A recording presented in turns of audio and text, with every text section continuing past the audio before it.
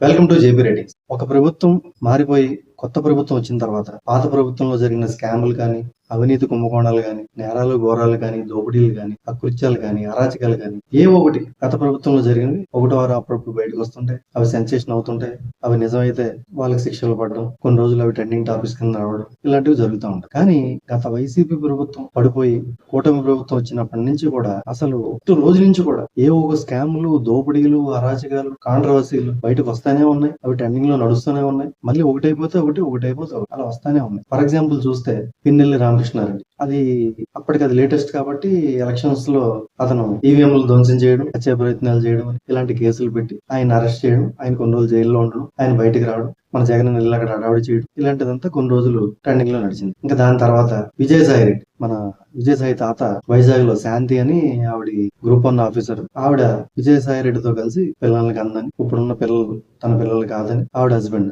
రచ్చ చేయడం, ఢిల్లీ దాకా వెళ్ళి ప్రెస్ మీట్లు పెట్టడం, ఇవన్నీ కొన్ని రోజులు మంచి హాట్ టాపిక్. ఇంకా దాని తర్వాత పెద్దిరెడ్డి రామచంద్రారెడ్డి, ఆయన మంత్రిగా ఉన్నప్పుడు, అక్కడ నెంబర్ 2 లీడర్ గా ఉన్నప్పుడు వైసీపీ 5 ఏళ్ల ప్రభుత్వంలో కూడా విచ్చలవిడిగా భూ ఆక్రమణలు, భూ దోపిడీలు, మైనింగ్ దోపిడీలు బీభత్సంగా చేశాడని చెప్పి ఆయన మీద ఎంక్వైరీ చేయడం, ఎవరైనా వచ్చి ఆయన మీద ఫిర్యాదులు ఇవ్వచ్చు ఓపెన్ గా భయం లేకుండా అని చెప్పి అక్కడ సబ్ కలెక్టర్ ఆఫీస్ లో మదనపల్లి ఒక వేదిక లాగా ఏర్పాటు చేస్తే కొన్ని వందల మంది ఆయనకి వ్యతిరేకంగా మా ఆస్తి కొట్టేశాడు, మా స్థలం కొట్టేశాడు, మా దొబ్బేశాడు అని చెప్పి చాలా విడిగా బీభత్సంగా కంప్లైంట్లు రావడం, ప్లస్ సబ్ కలెక్టర్ ఆఫీస్ లో ఫైల్స్ తగలబడిపోవడం ఆయనకు అనుకూలంగా. ఇది కొన్ని రోజులు నడిచి కట్ చేస్తే దువ్వాడ శ్రీనివాస్ ఎమ్మెల్సీ, ఆయన వైఫ్ ని కూతురుని వదిలేసి ఇంకొక ఆవిడతో సహజీవనం చేయడం, అది వాళ్ళ వైఫ్ కూతురు వచ్చి గోలగోల చేయడం, కంప్లైంట్లు, కేసులు, రచ్చ. ఇప్పటికీ అది అప్పుడప్పుడు లైమ్ లైట్ లోకి వచ్చి కొంచెం ట్రెండింగ్ అవుతుంటది, మళ్ళీ మరుగుపడు. నెక్స్ట్ మద్యం స్కామ్, ఎన్ని వేల కోట్లు మద్యం స్కామ్ చేశారు, దాని మీద శ్వేతపత్రం విడుదల చేసి చంద్రబాబు నాయుడు గారు దాని మీద ఎంక్వైరీ చేసి, అప్పుడు కార్పొరేషన్ ఎండీ అనుకుంటా ఆయన పరారు, ఆ కేసు, ఆ ఎంక్వైరీలు అవన్నీ నడుస్తూనే ఉన్నాయి అంటారు. కట్ చేస్తే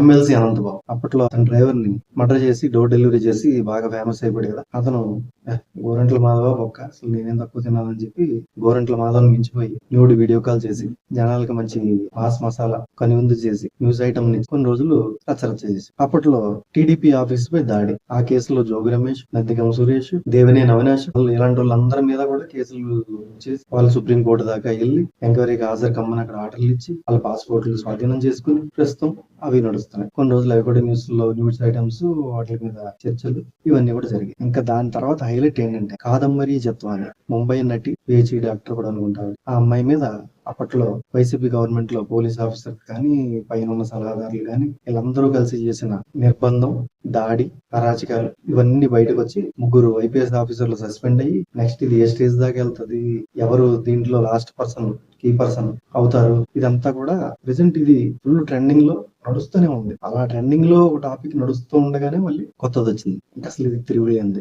ఏంటంటే టీటీడీ, తిరుమల తిరుపతి దేవస్థానం, తిరుమలలో లడ్డూల్లో జంతువుల కొవ్వు కలిసి ఫుల్ కల్తీ చేస్తారని, నెయ్యిని, ఆ నెయ్యి కల్తీ నెయ్యిని వాడారని, ఇంకప్పుడు తిరుమలలో వీళ్ళు చేసిన అక్రమాలు, అన్యాయాలు, ఇంకా దీని మీద దేశవ్యాప్తంగా, ప్రపంచ వ్యాప్తంగా వెంకటేశ్వర భక్తులు, హిందువులు మొత్తం మండిపడిపోతున్నారు. ఇది ఎన్ని రోజులు ట్రెండింగ్ లో నడుస్తారు, అక్కడికి దారి తీస్తారు, ఎవరి మేడకి చుట్టుకుంటుంది.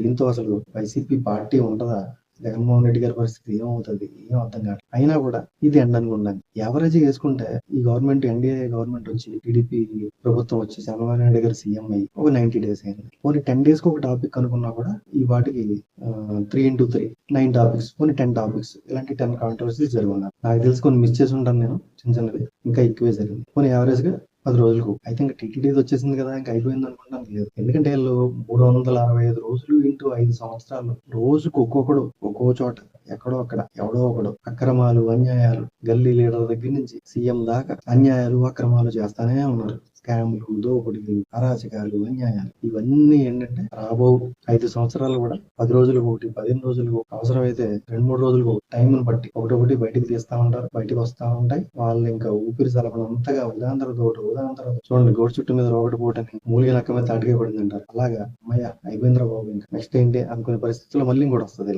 అలా ఇంకా 5 సంవత్సరాలు కూడా ప్రజలకి, పేపర్ వాళ్ళకి, మీడియాకి, టీవీ వాళ్ళకి, ముఖ్యంగా టీడీపీ వాళ్ళకి అసలు పండగ.